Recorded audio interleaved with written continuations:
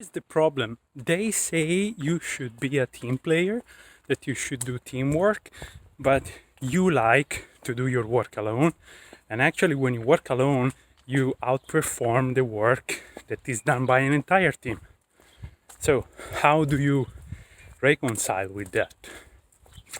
Well, if you are a true INTJ, and we are talking about the Myers-Briggs framework, so 16 personalities, INTJ is one of them. And if you are a true INTJ, you have this skill of learning, like fast.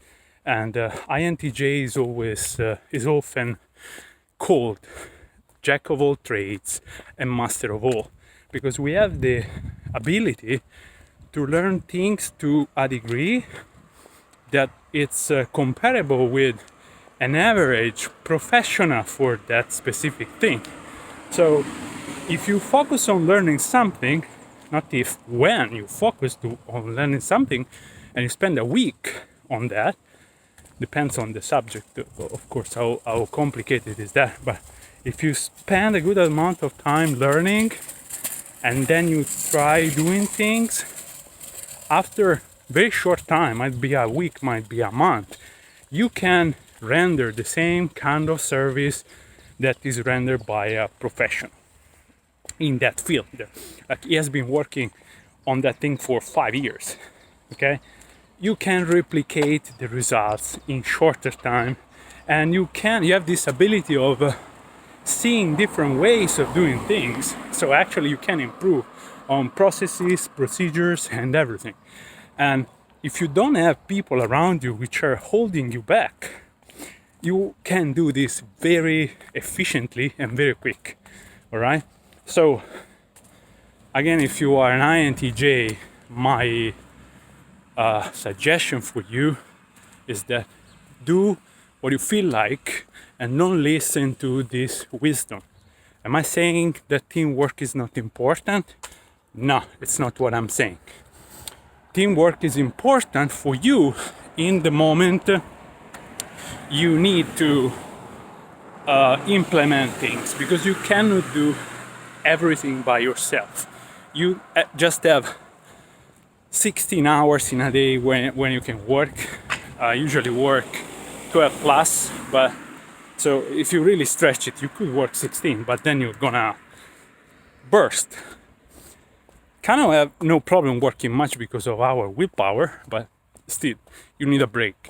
So you should involve people to work with you to help you, right? So you figure out the process, you write a procedure, give them instructions, they do what you want them to do, and that's your team. That's the extent in which you do teamwork, all right?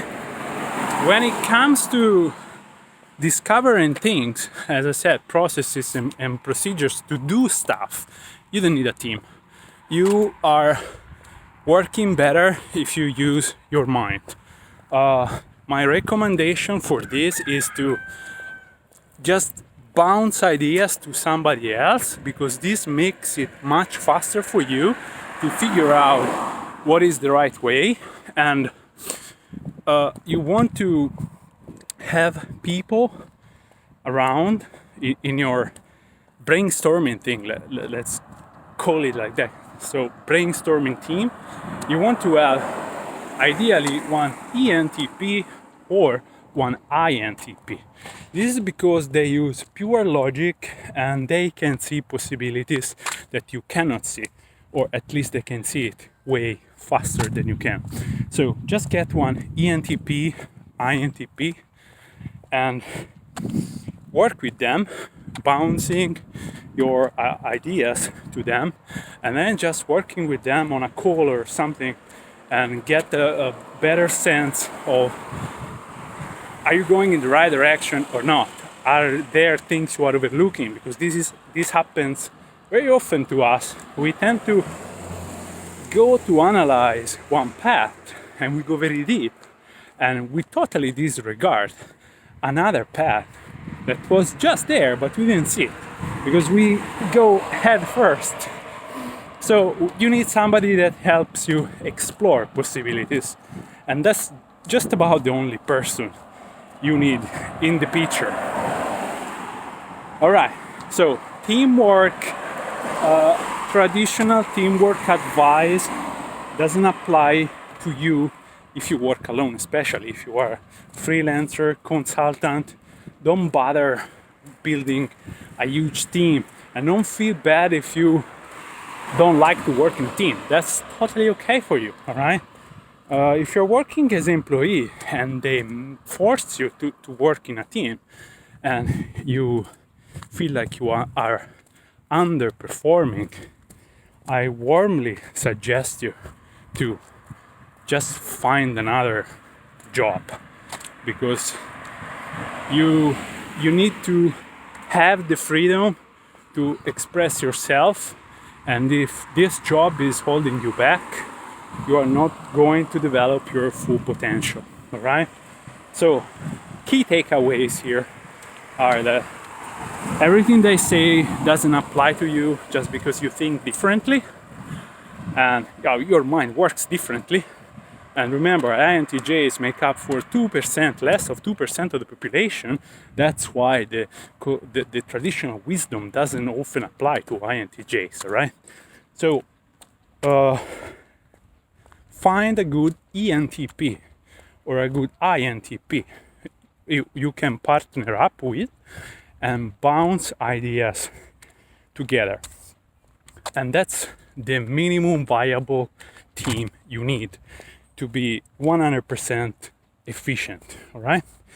If you have enough money to pay for people, or people want to collaborate with you, then you can grow a team of different personalities. Actually, this is good, but they have just to execute your ideas, your plans, and of course they can bring their point of view to the table for you to analyze and make sure, with the help of the ENTP, that you are not missing out on any possibility.